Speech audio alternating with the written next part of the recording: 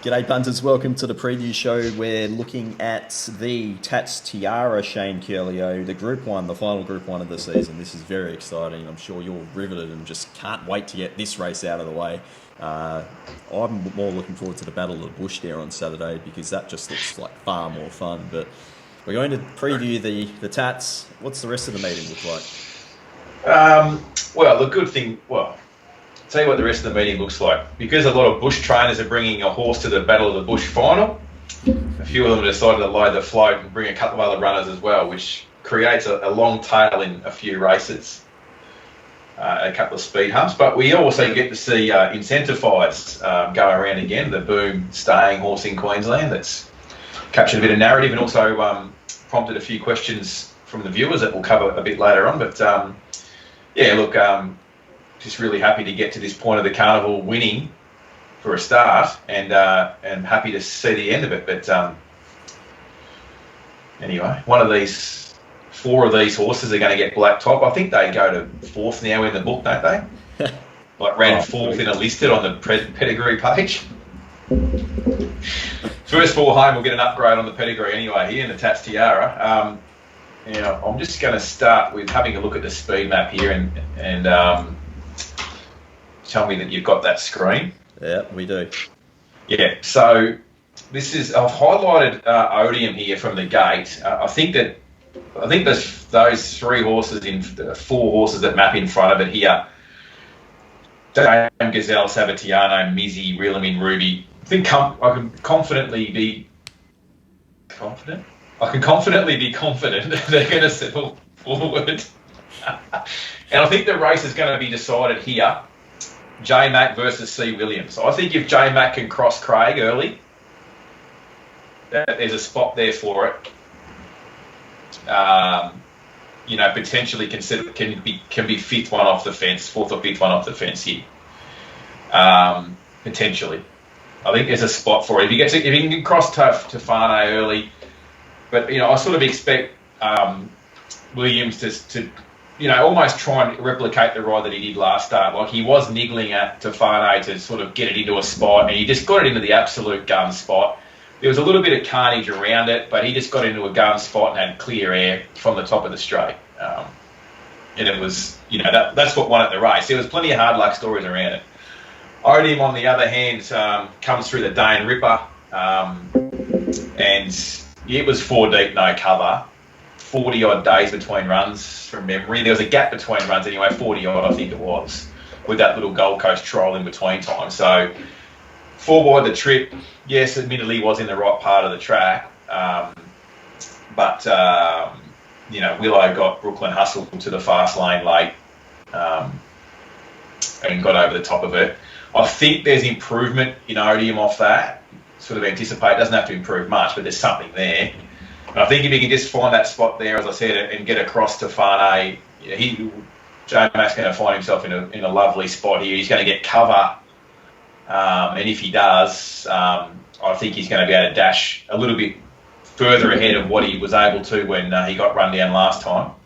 And I think that's going to be the difference between winning and losing. As far as how I've got them priced, so I've priced them on Odium getting in front of Tofane in run here. You see how I've priced this. I've got Tofane starting, Odium starting favourite. I've marked it favourite. Now this is obviously the emerges are still in here, but I haven't put them in my market. I've got Odium about 450. Brooklyn Hustle 928. I was a little bit negative on Brooklyn Hustle with the jockey switch there from Willow to Mick Carl. Now, possibly a bit harsh because there's only one way to ride this horse anyway, isn't there? Sit back, find something to drag him into the race, pull to the outside and rip home. So you'd anticipate that Carl will be able to do that. But Willow, Willow to Carl's a negative regardless. And then you've got, I've got Tofane around that 740, but obviously the scratchings will come out and I'll make a bit of an adjustment there if I need to. But based on that map, looking like that, you see how I've arrived at that.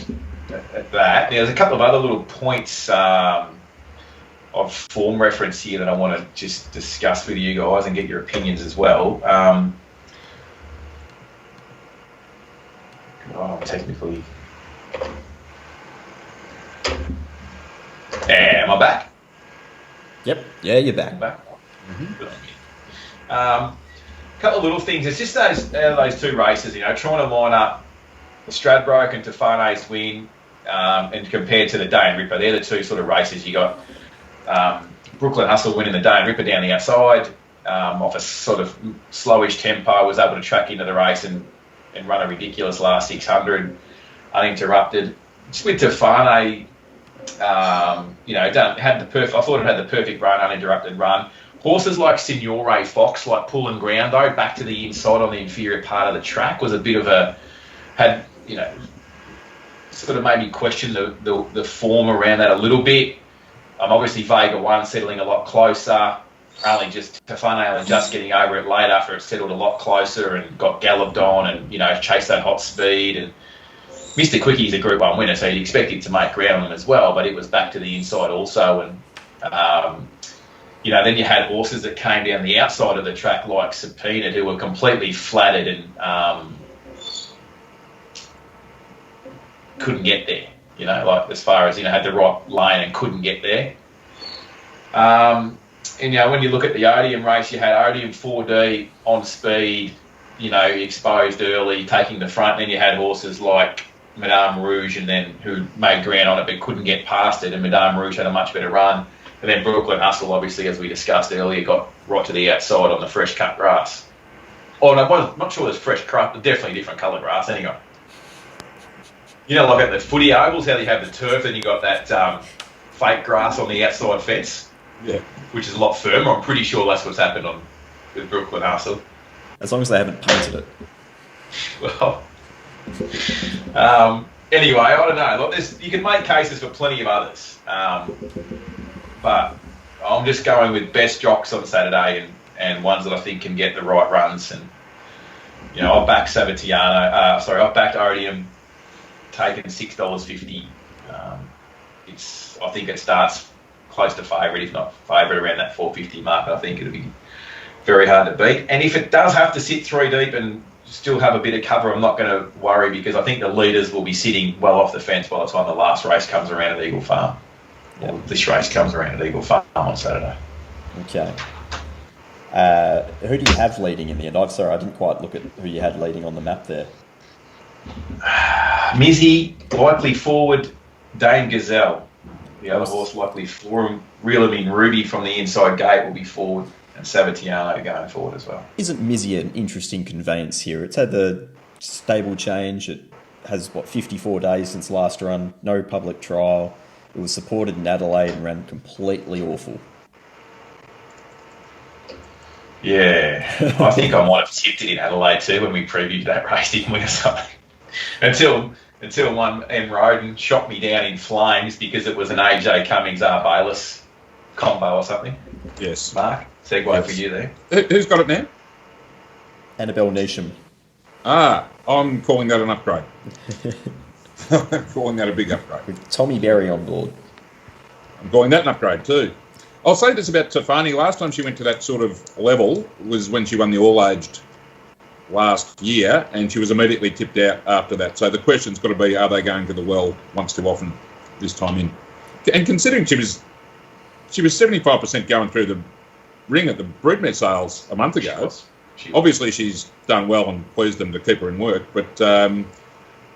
Is she favourite? She's favourite, isn't she? As favourite, I'd be a bit concerned about her backing that pick up.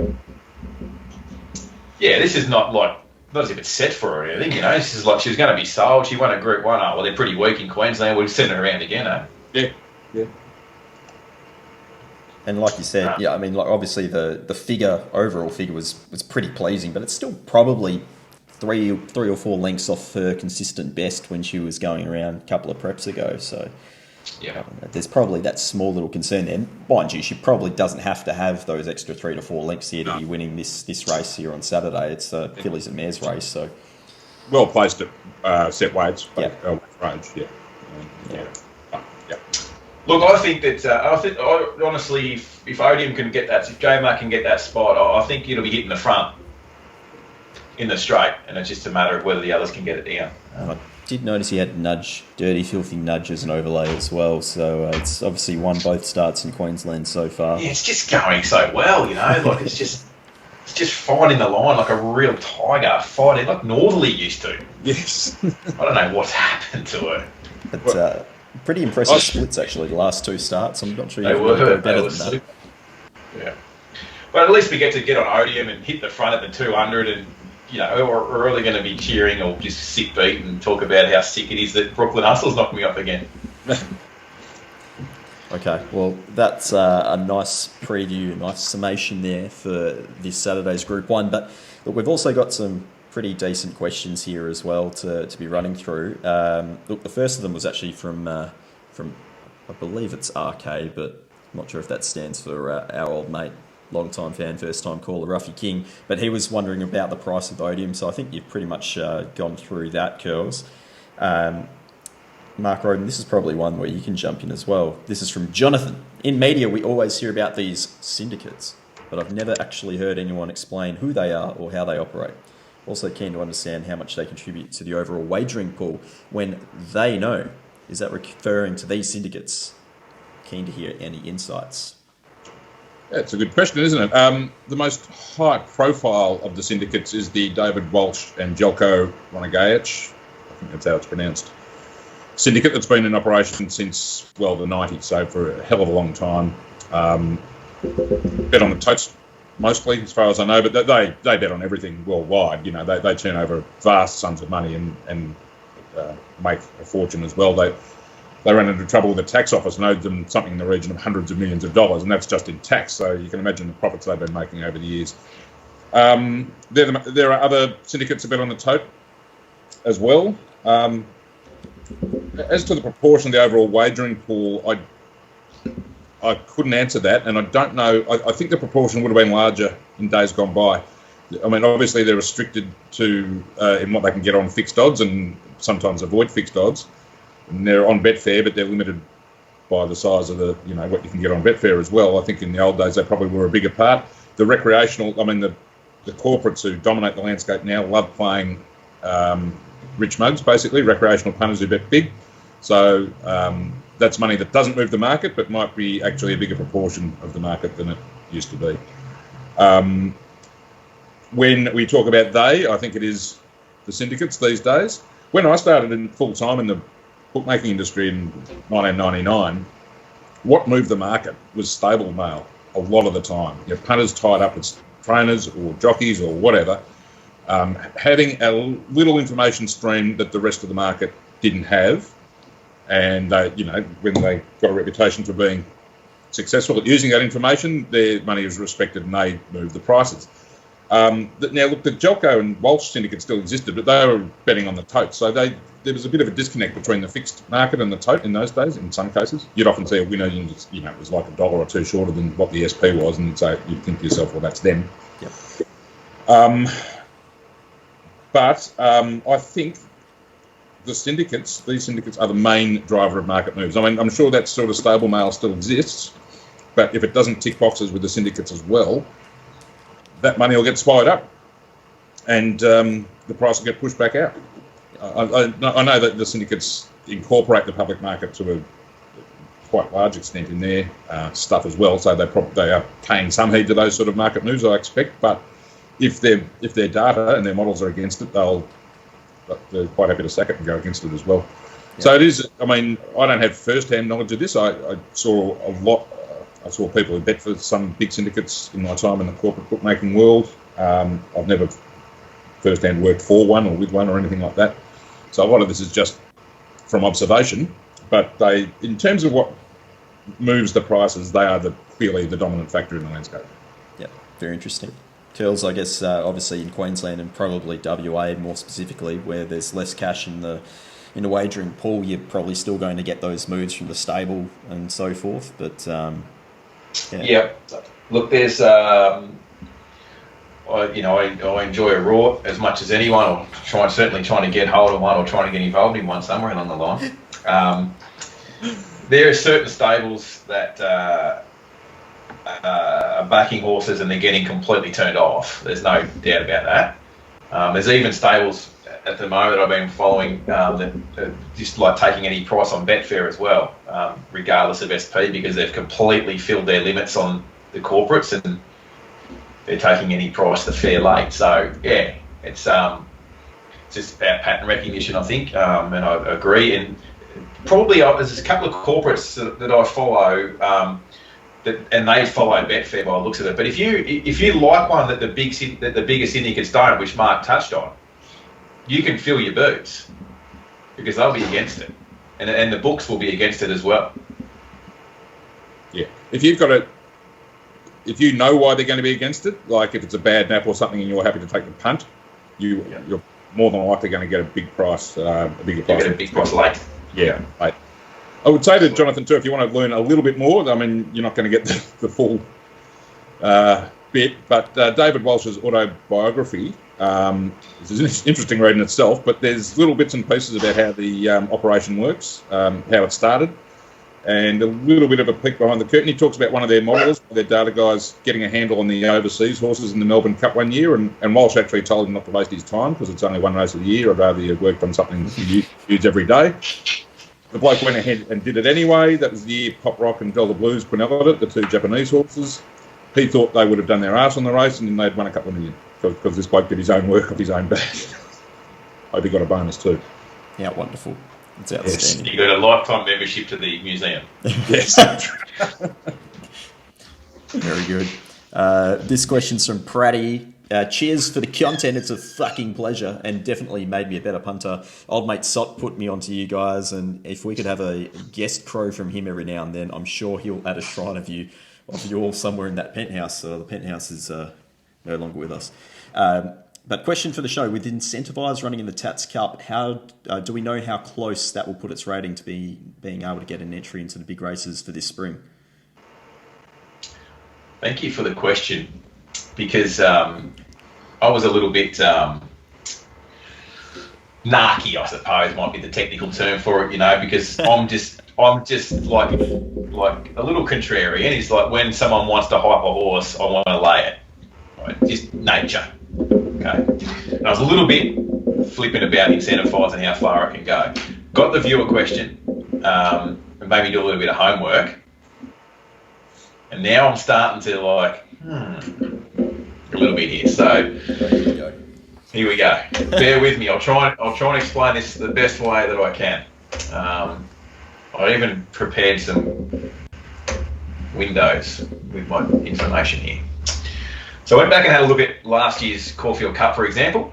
All right. So Very Elegant beat Anthony, rest in peace, Van Dyke, the chosen one. So I had a look down the weights. A horse like Chapada was number 18 in order of entry, but then realised that Chapada did win a golden ticket race, the Herbert Power, the start before. So I went back and had a look, and he was about a 98 rater in that race, Chapada was,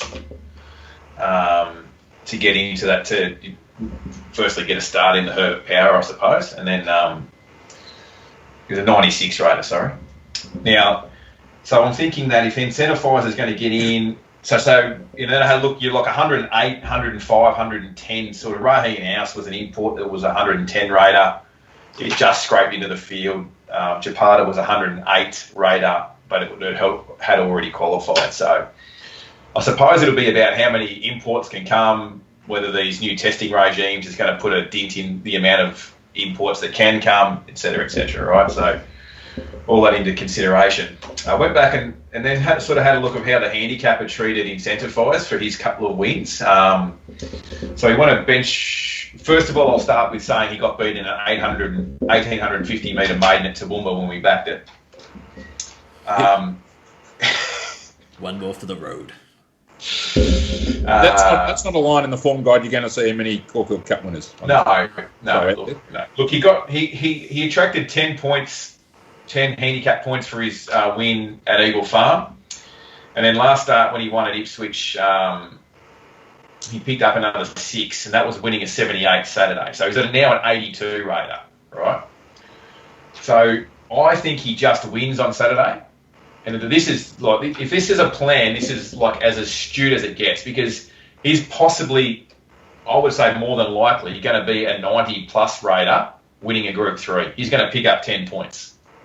You go from winning a 78 restricted provincial stayers race to winning a Group 3, which is like, look, I'm not going to get into why this shouldn't be a Group 3 race, apart from the fucking obvious. So he's going to be like a 92, 93 raider. Yeah. Yeah, he's going to go down there right on the brink of, right on the edge of. Had a look at a couple of.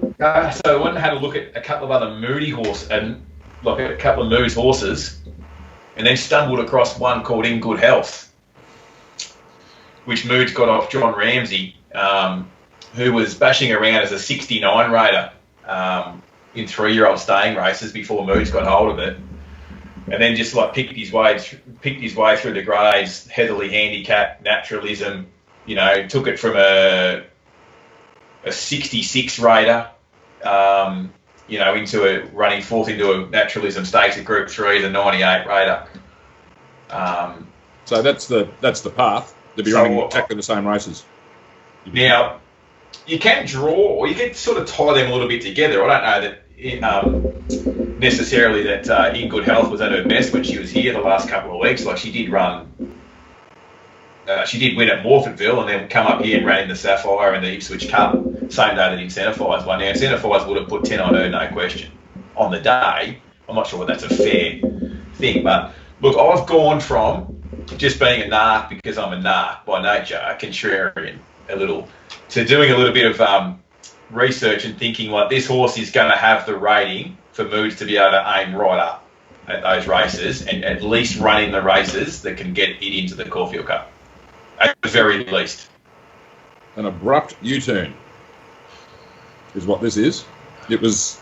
I don't think I've changed my mind on the horse, Mark. I think I've just become a little bit more enlightened of the scenario. Is it a bet now in the Caulfield Cup? No such thing.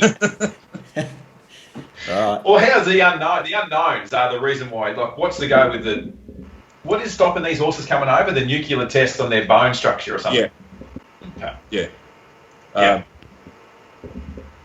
Yeah. Oh, look, I know blokes that have got tickets at hundreds, and like I wouldn't be laying them. No, yeah, that's. If you're on at hundreds, you're in front right now. Yeah, for sure. So I hope that answers the question.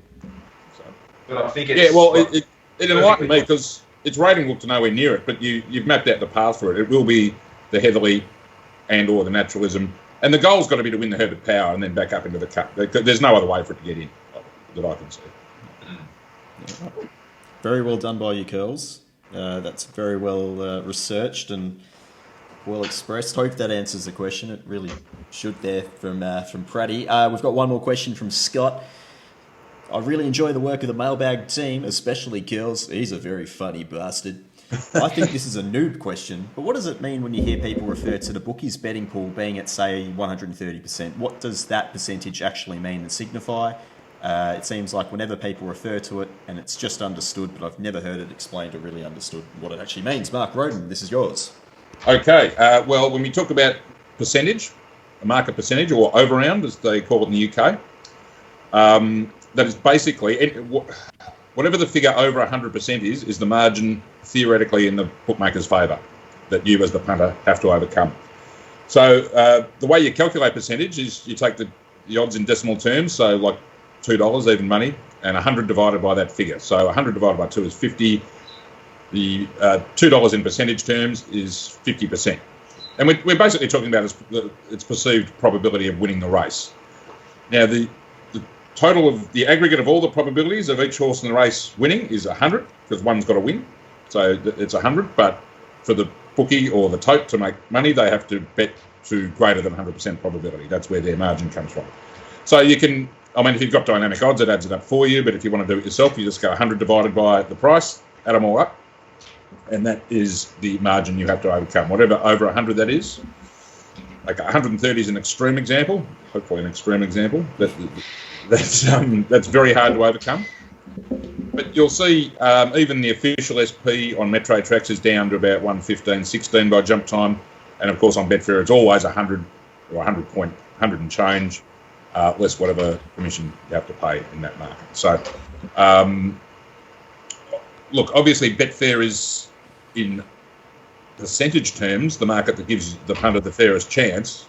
Against that, of course, is you are playing against the Sharks, and they will do their best to give you bad prices about winners and very, very attractive prices about losers. So it's the best percentage, but it's also the hardest to beat. Yeah, great way of putting it. But yeah, so I hope that makes sense. But yeah, so basically, think of the total probabilities of one of the horses winning the race as 100. I've told you how to calculate what the odds are telling you the probability is, and whatever the difference between 100 and the market percentage you come up with, that's the bookmaker's theoretical margin. Yep, indeed. And obviously, the further away from jump time, the higher that percentage is going to be. As they get closer to the jump, that percentage slowly comes down, which is why quite often, if you're not sure about a price, you're more than likely, probability-wise, you're probably going to get a better price late as opposed to early, unless you really are good with your pricing. That's right. If you're confident in your pricing ability and you see a big overlay in the early market, don't worry. I mean, just forget about the overall market percentage. Like if you've got one $3 and $6 and you're happy with it, you just have to bet. It doesn't matter if they're betting 150%. We should revisit the SP of Odium next on Monday. In light of that, nothing like recency bias to convince yourself. Yes. Well, I would say one of the factors. The factor that jumps out to me that would or should affect its SP is the jockey. I mean, the absolutely airborne Jay McDonald, surely they're going to tune into that. Didn't even do any form, mate, just seen J-Mac and just bet. Why would you waste your time doing form? Just back him. Especially in Sydney at the moment. Yeah. All right, guys, thanks for joining. We'll just do a little bit of housework before we finish up. If you purchase Punting Form's sectional pro form data, purchase a month subscription through Punting Form, get in contact with Dicko, jack@themailbag.com.au, and he will give you a private one-on-one tutorial to get yourself started. So 30 to 45 minutes or so, depending on how he's able to get himself away from his form and then onto the computer, but went through one of those last night, I believe. So that offer is still there on the table. For our VIP offers, you've got 6 days, so it expires at the end of June, end of financial year. If you want to get involved for a long-term deal, contact sales@themailbag.com.au. Curls, you've got a few little changes happening with your service with the change to MBLs. Yeah, so we did do a winter carnival package, which does finish up, I think, this Saturday. And coincidentally, Queensland have adjusted the minimum bet limit rules. So from July 1, it's when the markets go up, the limits apply. So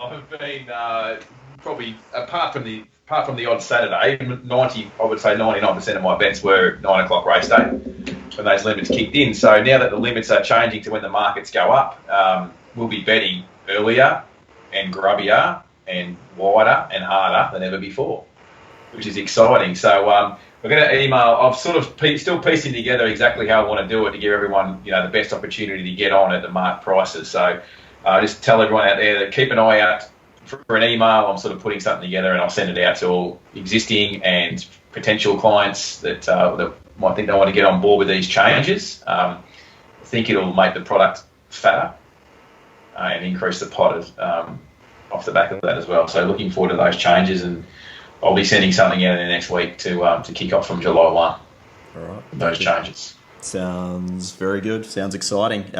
Mark, we'll see you tomorrow with Matt Sheen for the preview from Rosehill. Randwick. Wasn't it? Yep. It's written down. It's not the right one. Anyway. And obviously we'll have Mounting Yard Mail through Rob Scurry, who is low flying from Randwick, but not from Caulfield. We're not quite back on course in Victoria just yet. Guys, enjoy the weekend. Go well. We'll talk about some stuff on Monday. See you later. Cheers, mate.